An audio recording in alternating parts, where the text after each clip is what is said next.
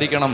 പ്രാർത്ഥിക്കാൻ അമ്മേ നീ പഠിച്ചാൽ, മുട്ടുകുത്താൻ അപ്പാ നീ പഠിച്ചാൽ, ഉപവസിക്കാൻ നിന്റെ കുടുംബത്തിന് ഒരു പരിശീലനം കിട്ടിയാൽ, പാതിരാത്രികളിൽ ഉണർന്നിരുന്ന് കൈവരിക്കാൻ ദൈവാത്മാവ് നിനക്ക് കൃപ തന്നാൽ, എന്റെ പ്രിയപ്പെട്ട മകനെ മകളെ, നിന്റെ കുടുംബത്തിന്റെ കെട്ടഴിയും.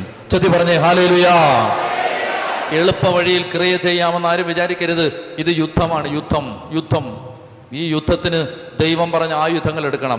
അപ്പൊ ദൈവം മോശയോട് പറഞ്ഞു, മോശെ നീ കൈ ഉയർത്തിപ്പിടിച്ച് നിൽക്കണം. അങ്ങനെ മോശ 2 കൈയും ഉയർത്തിപ്പിടിച്ച് നിന്നു. മോശയ്ക്ക് അന്ന് ഏതാണ്ട് 100 വയസ്സിലധികം പ്രായമുണ്ട്. 120ാമത്തെ വയസ്സിലാണ് മോശ മരിക്കുന്നത്. കാനാന്റെ പടിവാതിക്കൽ എത്തുമ്പോൾ മോശ മരിക്കും. മോശയ്ക്ക് ഏതാണ്ട് 110 വയസ്സ് പ്രായമുണ്ടെന്ന് കൂട്ടിക്കോ. 110 വയസ്സുള്ള മോശ എന്ന് പറയുന്ന ഈ ജ്ഞാനവൃദ്ധൻ കൈകൾ ഉയർത്തിപ്പിടിച്ച് നിന്നപ്പോ അദ്ദേഹത്തിന്റെ കൈ പതുക്കെ പതുക്കെ താഴാൻ തുടങ്ങി. എത്ര ഉയർത്തിപ്പിടിച്ചിട്ടും അല്പനേരം കഴിയുമ്പോൾ ശരീരത്തിന്റെ സ്വാഭാവിക തളർച്ചയുടെ ഫലമെന്നോണം ഈ കൈകൾ താഴാൻ തുടങ്ങി. അങ്ങനെ